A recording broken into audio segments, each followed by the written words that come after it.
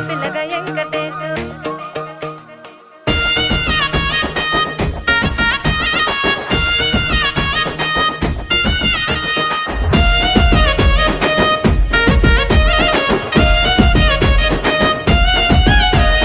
చిత్రాల మనసు నాది చిన్నగా పోతుంటావో చూడక పోతుంటావో ఇంట్లో చిన్నదాన్ని నేను చిత్రాల